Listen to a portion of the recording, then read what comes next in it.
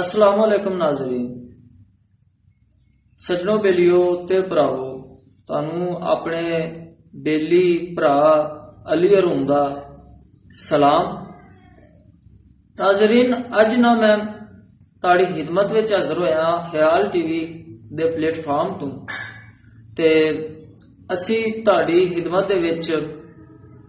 लैके आए हाँ एक ईद मिलन मुशायरा जिहड़ा कि अजोके कलम अदबी तंजीम के तहत असी मुनक्कद कर रहे हैं और जिसका मकसद नौजवान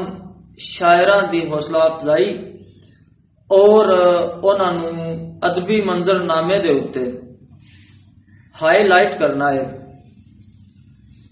और अदब दी खिदमत ते अगे साड़ा मकसद और बल्कि मैं कहना जिंदगी का वाहिद मकसद ही साड़ा ते हुण जिहड़ा असी मुशायरा कर रहे हैं, जैसा कि तुहानू नाम तो ही पता लग रहा है कि अजोके कलम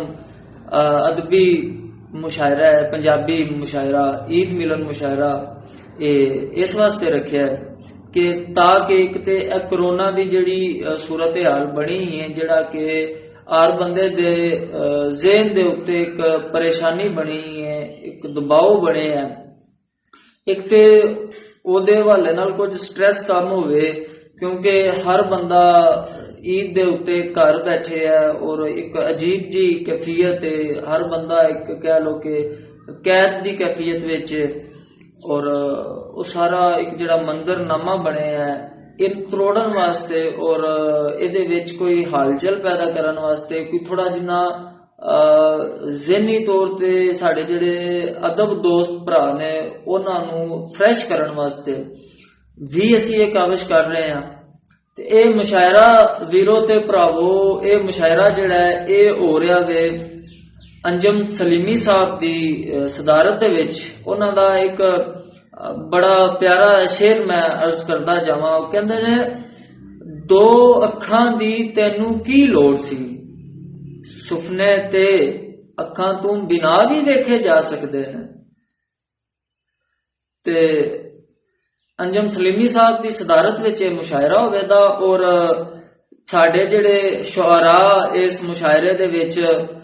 शामिल होण दे उन्हां विच जनाब नज़ीर अब्बास, अली असद, रिदा फातिमा, एजाज काज़मी साहब, ज़ुहैब हैदर लूना साहब, असलान सादक ते उसामा अंदलीब साहब, इरफान वारस ते अशारब हाशमी साहब, आमर अल्ताफ अब्बी साहब, हैदर नकवी साहब ते सादिया रिजवी साहब, सादिया तौसीफ साहिबा इस मुशायरे दे विच अपनी पंजाबी शायरी दे नाल साडे जिहड़े नाज़रीन ते सामेईन ने उन्हां दी समातां नू जिहड़ा ना वो महसूस करन दे और थोड़ा जिन्ना एक अदबी मंजरनामे ते अपने आप नू रोशन करन दे और अपना जिहड़ी उन्हां दे कलाम ने उन्हां दा जिहड़ा कलाम है वो तुहाडी खिदमत विच पेश करन दे। ते मैनू उम्मीद है तुसी इहनू सराहो दे भी साडी इस काविश नू और तुसी इंजॉय भी करो दे इस साडी इस काविश दे जरिए छोटी जी जिहड़ी असी काविश कीती है। ते मैं दसदा जावां कि ये जिहड़ा मुशायरा है ये ख्याल टीवी यूट्यूब चैनल जिहड़ा है ये ओहदे ते तुसी अज यानी कि इतवार वाले दिहाड़े शामी 5 बजे तुसी ये मुशायरा जिहड़ा है वो सुन सको दे। ते तुहाडा मेजबान भरा हुण तुहाडे कोलों इजाजत मंगदा है ते ये जिन्ने शायर ते शायरात हजरात जिहड़े ने या जिहड़ियां ने इन्हां दी जिहड़ी शायरी है ये तुसी यूट्यूब चैनल उत्ते असी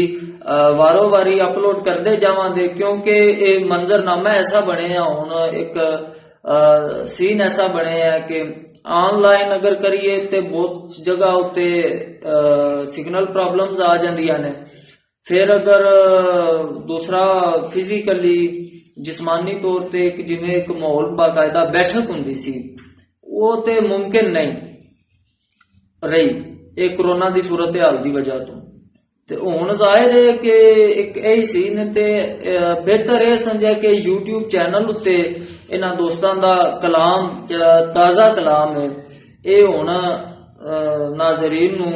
ਲਾਈਵ ਵਿਖਾ ਦਿੱਤਾ ਜਾਏ। ਤੇ ਇਨਸ਼ਾਅੱਲਾ ਅੱਜ ਸ਼ਾਮੀ ਯਾਨੀ ਇਤਵਾਰ 5 ਵਜੇ ਇਨਸ਼ਾਅੱਲਾ ਤੁਸੀਂ ਇਹ ਜਿਹੜੇ ਸ਼ੁਅਰਾ ਦਾ ਕਲਾਮ ਹੈ ਤੁਸੀਂ ਸੁਣ ਸਕੋਗੇ ਹਯਾਲ TV YouTube ਚੈਨਲ ਉੱਤੇ। ਤੇ ਮੈਂ ਨਾਲ ਹੀ ਸਾਰੇ ਦੋਸਤਾਂ ਕੋਲੋਂ ਇਜਾਜ਼ਤ ਲਵਾਂਗਾ ਤੇ ਆਪਣੇ ਜਿਹੜੇ ਸ਼ੁਅਰਾ ਹਜ਼ਰਾਤ ਨੇ ਉਹਨਾਂ ਨੂੰ